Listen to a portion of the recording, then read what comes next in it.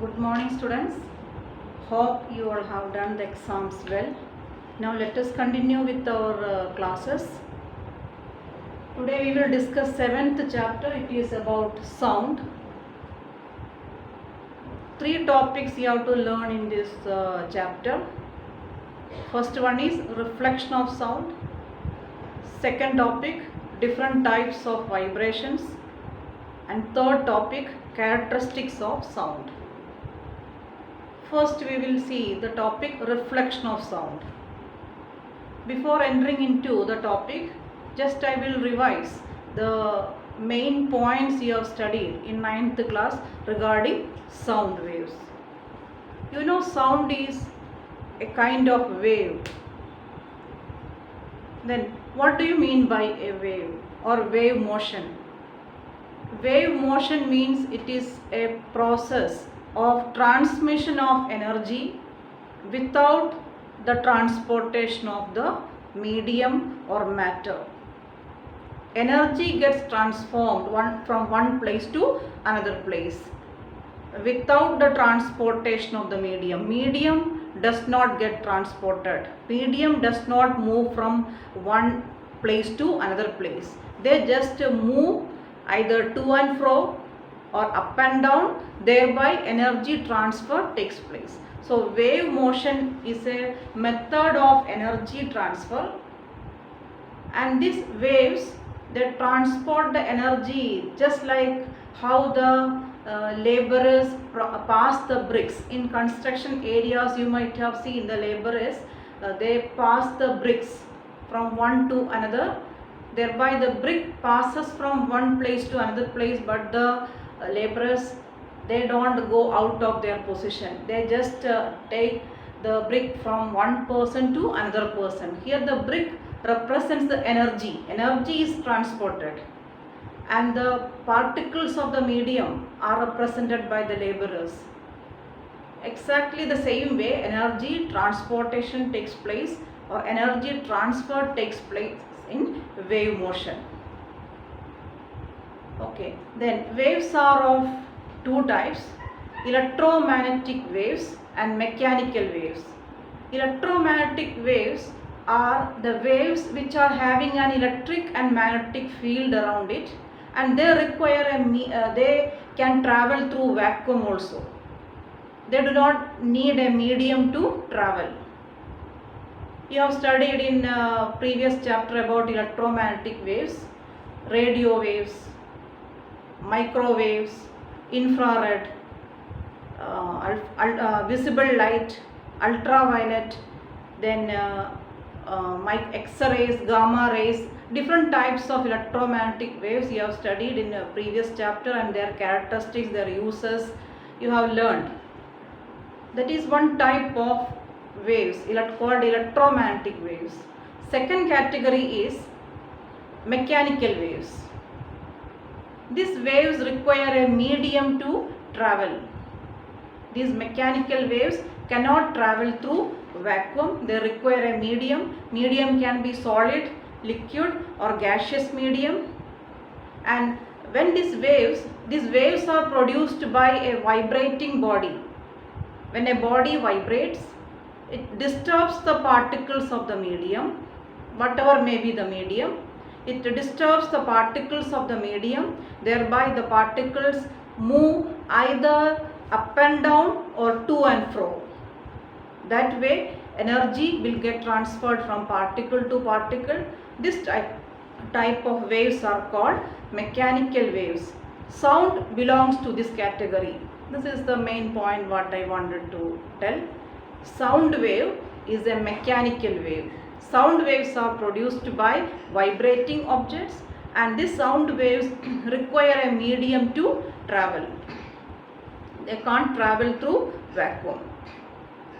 Then these mechanical waves are mechanical waves require a medium, and that medium must have some characteristics. Then only a mechanical wave can pass through it. The medium must be elastic. 9th class you have studied about it. Medium must be elastic. What is this term elastic means? It is elastic means, or elasticity is the ability to recover the shape of a body when the force is removed. That means when force is applied on a body, its shape changes, but on removal of force, that body has the ability to come back to the original shape. This is known as elastic. So medium must be elastic. Then another condition, medium must have inertia. Inertia means it must have the ability to or tendency to resist the change.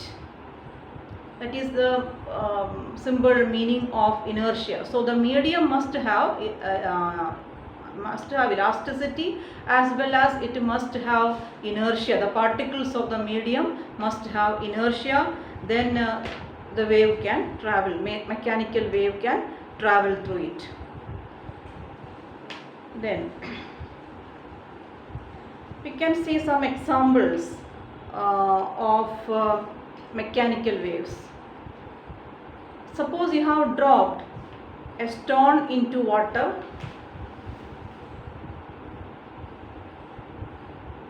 Imagine some water is taken in a trough, and this is the water level. You are dropping a stone into this water.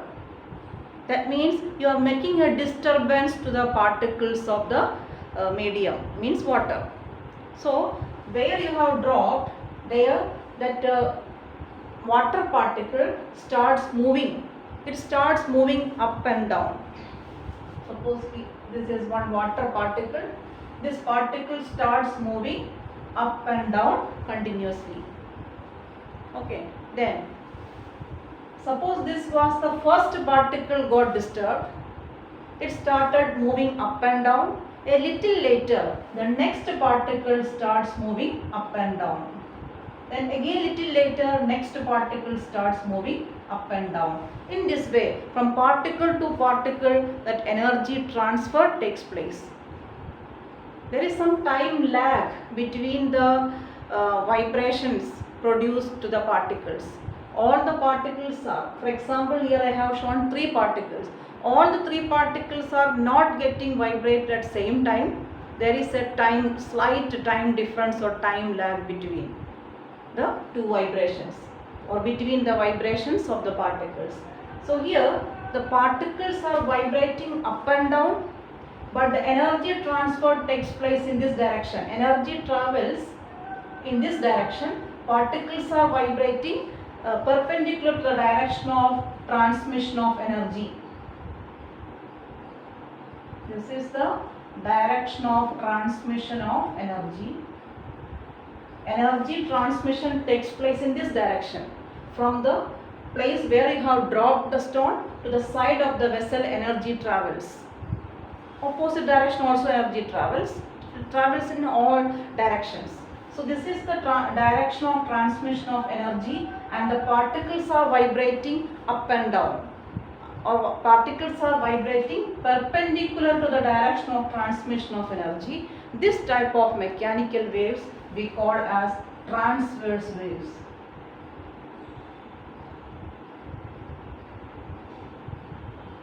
So the definition for transverse waves is the direction of vibration of the particles of the medium and direction of transmission of energy are at right angles.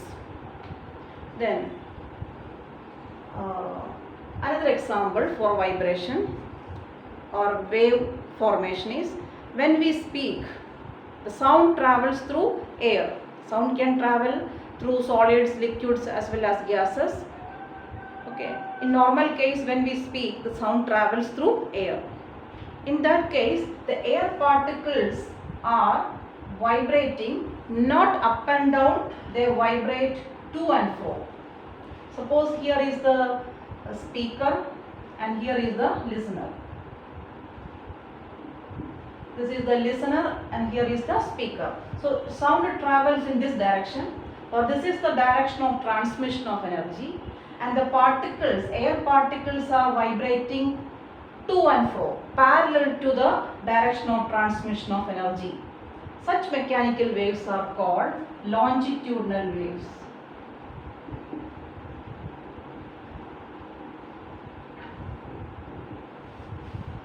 In longitudinal waves, the direction of transmission of energy and the direction of vibration of the particles are parallel.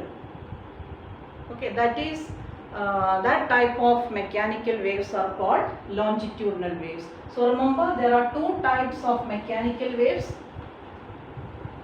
transverse and longitudinal. Sound waves traveling through air are longitudinal waves. This is one important point to remember since we are studying about sound. Sound traveling in air are longitudinal waves. Then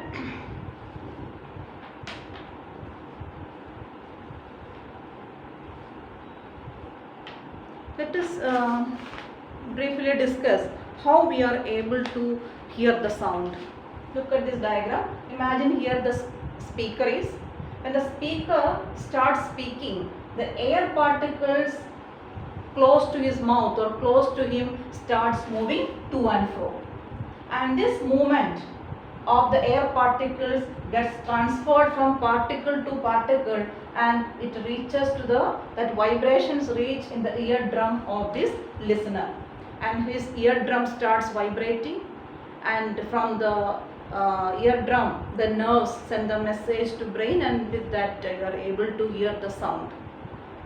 Okay. So here these vibrations passing through air medium makes your ear to vibrate, eardrum to vibrate, thereby you are able to hear the sound.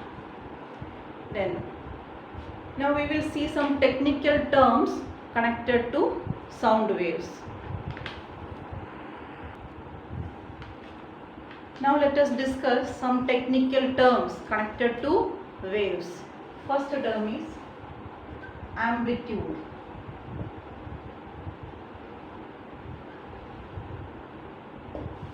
Amplitude means the maximum displacement happening to a particle from its mean position. When the particles vibrate either up and down or to and fro from its mean position, what is the maximum displacement happening, either upward direction or downward direction? That maximum displacement happening to the particle from its mean position is known as amplitude. You have studied in 9th class about symbol pendulum. There you have studied the terms mean position and two extreme positions. Exactly the same terms.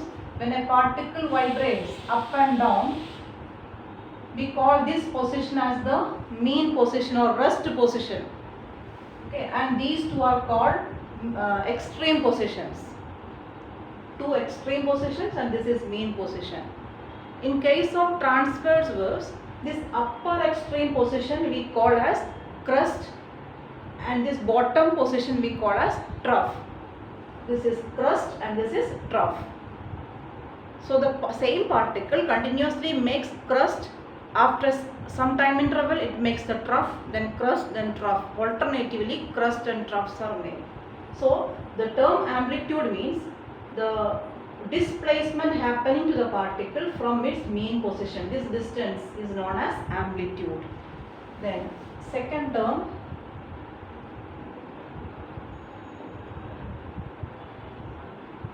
time period. Its symbol is letter T. Time period means time taken for one complete vibration. One complete vibration means the particle from mean position, it goes to the upper extreme position, crest, then comes to the trough, then reaches back here. That is called one vibration. From mean position, it displaces maximum upward position, then goes downward and reaches back to the mean position. That is called one vibration. Time taken for one vibration is known as time period, and it is measured in seconds. The unit is second. Third term, frequency. Its symbol is small letter F. Frequency means number of vibrations produced in 1 second.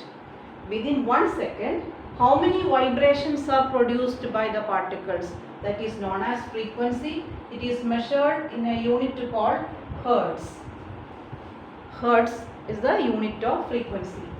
Then fourth term, wavelength. Its symbol is lambda. A Greek alphabet lambda is used for wavelength. Wavelength means it is the distance travelled by the wave within a time period of t seconds, or you can say when one vibration is completed by a single particle, by the time how much distance this energy travels. You know, particles are getting vibrated one by one. That means energy transfer takes place. How much distance energy travels within the time of one vibration of the particle, or within time for one vibration is called time period t. So within one complete vibration of the particle, how much distance energy travels, that is known as wavelength. Its symbol is lambda. These are four important terms connected with the wave motion, and there are some equations connecting these terms that I will discuss now. There is a formula connecting time period and frequency. Look at time period. I repeat the definition. Time period means time taken for one vibration. Frequency means number of vibrations per second. If a wave has time period t seconds, that means it takes t seconds time for one vibration. Then how many vibrations it can make in 1 second? Means time for one vibration is t seconds.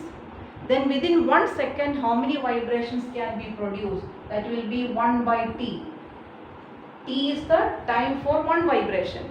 Within 1 second number of vibrations produced can be calculated by 1 by t, and that is known as frequency.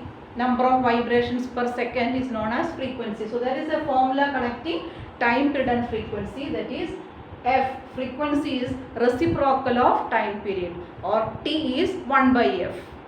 Okay, then so this is important formula to remember.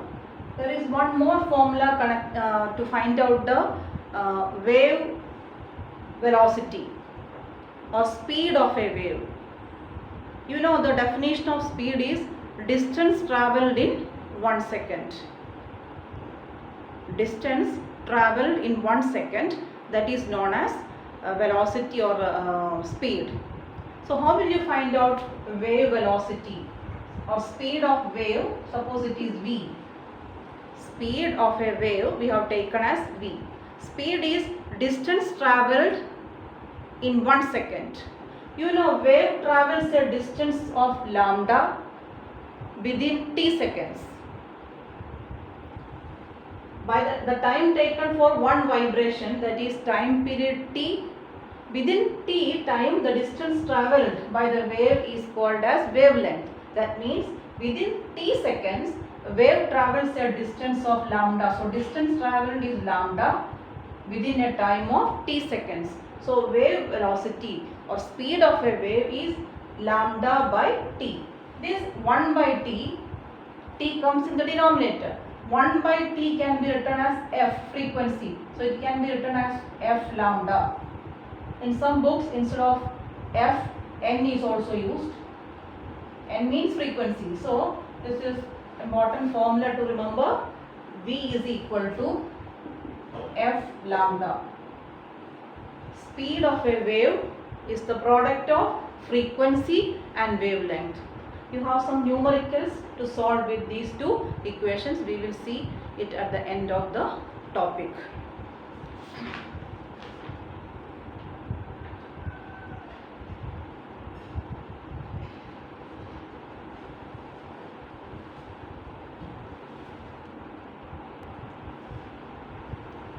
Now we will discuss about audibility of human beings.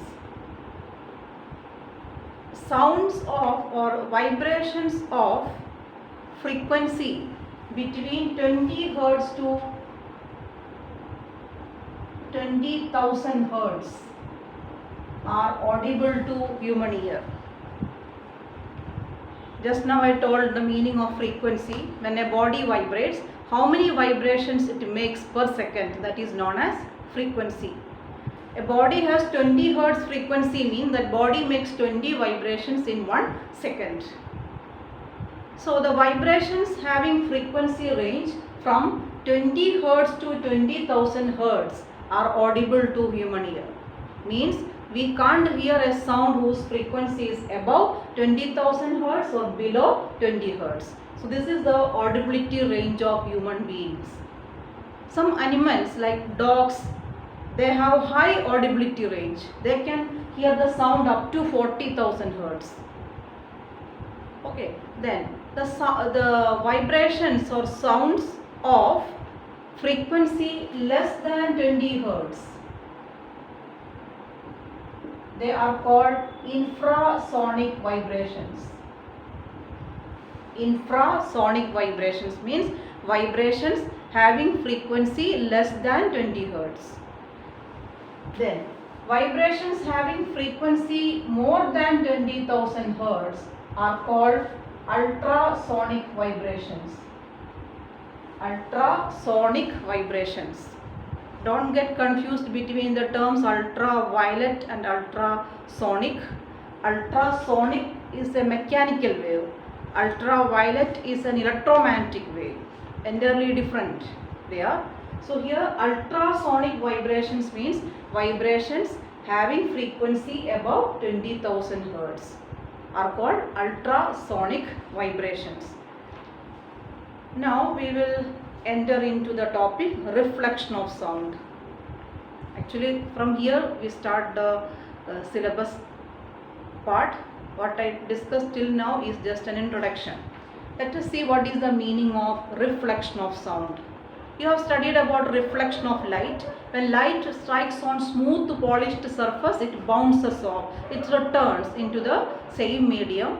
Exactly the same manner, sound can also reflect.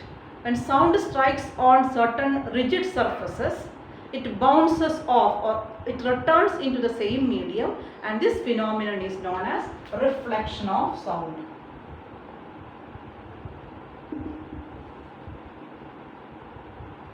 One important difference between reflection of sound and reflection of light is, for light reflection a smooth polished surface is required, but no smooth polished surface is required for sound reflection.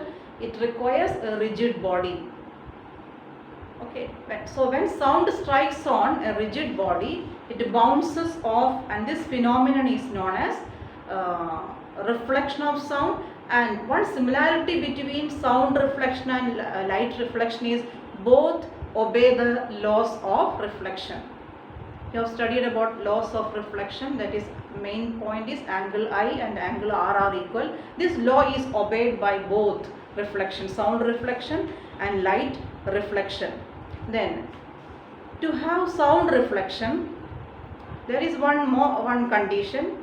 The height of the reflecting body should be greater than the wavelength of the sound. For example, suppose here there is a small building or a tree, and the sound wave coming is of huge wavelength. So that body can't stop or can't reflect these sound waves. But if this reflecting body was a tall building or a hill, the sound will get reflected from there. So size of the reflecting body matters.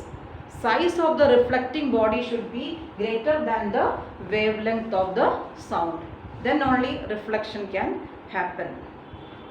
Then sometimes due to reflection of sound, we hear the repetition of the sound. That is known as echo. And we will see how echoes are heard, what are the conditions to hear it. Echoes means, or echo is the repetition of the sound heard due to reflection. Sometimes in a big auditorium, when we make a loud sound, its repetition will be heard. That is an example for echo. Usually in the historical monuments which are huge in size, if we make a sound, its repetition will be heard. Another example, in front of a hill, if you make a loud sound, you can hear its repetition. These are called echoes. It is happening due to reflection of the sound. Let us see how it happens. You must know a term called persistence of audibility. Persistence of audibility means the sound which enters into your ear, its effect remains there for a time of 1/10 second or 0.1 second. The sound which enters into your ear, its effect remains there for a time of 0.1 second, or that sound dies or ceases after 0.1 second. This ability of the ear is known as persistence of audibility. Okay, then suppose you are making a loud sound. That sound, original sound or direct sound will enter into your ear. Then it will remain there for a time of 0.1 second, and the reflected sound, suppose it reaches into your ear after 1/10 second, then that reflected sound you will hear as a repetition, and this effect is known as echo. So the one condition required to hear an echo is the time gap between the original sound and the reflected sound must be minimum. Time gap must be 1/10 second or 0.1 second. What will happen if two sounds are reaching in your ear within a time gap of 0.1 second? Then that two sounds you cannot distinguish between. You will hear it as a single sound only. You can't distinguish them. Then if the reflected sound has to reach after 0.1 second, what must be the minimum distance between the source of sound and the reflecting body? Let us derive the answer. Suppose here there is a hill, and a person stands in front of the hill. He is the person who makes the sound, or he is the source of sound. Imagine he makes a sound. Direct sound or original sound he will hear first. Then the sound produced by him travels towards the hill. Then from the hill it bounces or reflects and reaches back in his ear after 0.1 second. Then he will hear the repetition of the sound. First the original sound, then after 0.1 second the reflected sound will come into his ear, so he will hear the repetition of the sound. This is known as echo. So the minimum time interval to hear an echo is 0.1 second. That means reflected sound should reach after 0.1 second. Suppose this distance is d. What must be the minimum distance between the source of sound, or between the source of sound and listener both are same? What must be the minimum distance between this person and the hill so that he can hear an echo? Hearing an echo means reflected sound is heard after minimum time between the original sound and the reflected sound should be 0.1 second. Suppose here this person hears the reflected sound after 0.1 second, then what must be this distance? You can apply the formula. Velocity or speed is equal to distance upon time. Speed or velocity is distance upon time. In this case, what is the distance travelled by the sound? Sound travels a distance d towards the hill. From there it returns the same distance d. So distance travelled by the sound is d plus d, that is 2d upon time taken is t. So the formula here to find out the speed of sound is v is equal to 2d by t. Then here usually at normal temperature, speed of sound through air is 340, v value is 340, 2 into distance unknown, time, minimum time is 0.1 second. Therefore d you will get as, when you do the calculation, 340 into 0.1 by 2, it is 17 meter. That means the minimum distance between the person and the hill must be 17 meter minimum distance. Then only this person can hear the echo. Okay, minimum distance. What happens if this person is at a distance of 10 meter from the hill? He can't hear the echo because the original sound, before the depth of original sound, the reflected sound will reach in his ear, so he can't hear a distinguished sound as repetition, so there is no echo heard. So this is an important condition to hear an echo. Then so let us conclude what are the conditions to hear an echo. First condition is the minimum distance between the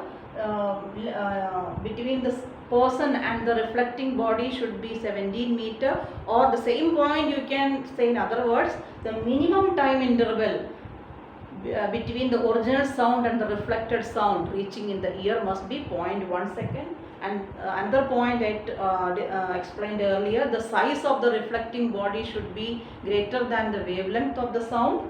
And one more point is there, the intensity or strength of the sound, energy level of the sound should be sufficient so that it can be heard after reflection. The sound produced must have sufficient intensity or sufficient energy so that it can travel a long distance. These are the three conditions to hear an echo. Then sometimes due to a large number of reflections happening from different surfaces, a number of echoes will be heard one after another. And due to the overlapping of these different echoes, you will hear the sound as a prolonged sound. And this effect is known as reverberation.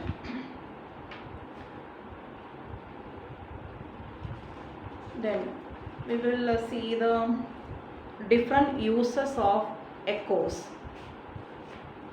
It is used by the fishermen to find out the location of fish under the sea, where a large number of shoal of fish is there. It is found out by the fishermen by sending some ultrasonic vibrations. Usually there are many uses with the reflection of ultrasonic vibrations. Ultrasonic vibrations, what are ultrasonic vibrations? I discussed earlier. These vibrations are less deviated while traveling through a medium. They deviate very less, and also they are not absorbed by the medium. And also another advantage, they can be confined into a narrow beam. Because of these three benefits, ultrasonic vibrations, their reflection has many applications. In case of sonar, a device called sonar, it is used by the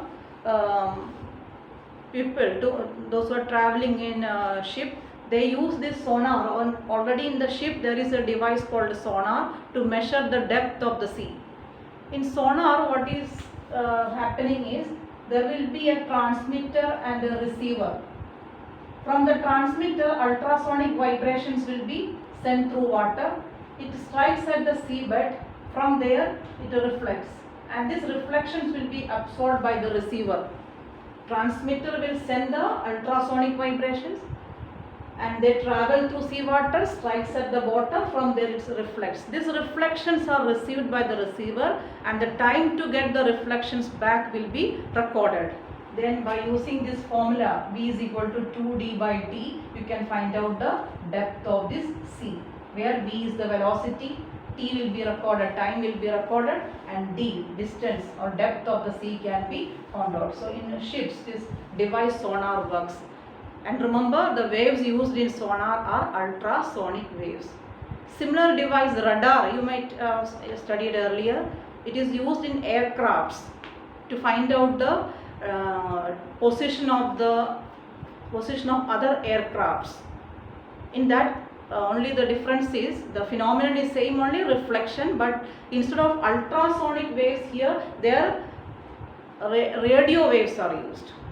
electromagnetic waves are used. Working is in the same way. From the radar, radio waves will be sent. From the other planes or other aircrafts, it gets reflected back, and the time to get the reflections will be recorded, and the distance can be calculated by the formula V is equal to 2D by T.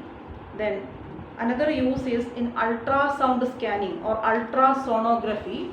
It is a process of taking the image of internal organs to study the defect or problem in the functioning of the internal organs. Ultrasound scanning is done, ultrasonography. In that case also, ultrasonic vibrations will be sent towards the body part. From there the reflections will come, that reflections will be captured, and it makes the image of internal organs. Then bats, dolphins, they can produce ultrasonic vibrations. These vibrations they send while flying. They send this while flying. The bats send this ultrasonic vibration. If there is any obstruction on the forward path, it will get reflected. The reflections it capture, and thereby it can identify the obstruction in the path. Like that, it takes the diversion. All these are some uses of reflection of ultrasonic waves. With this, the topic reflection of sound got over. In next video, we will discuss the numericals and question answers. Thank you.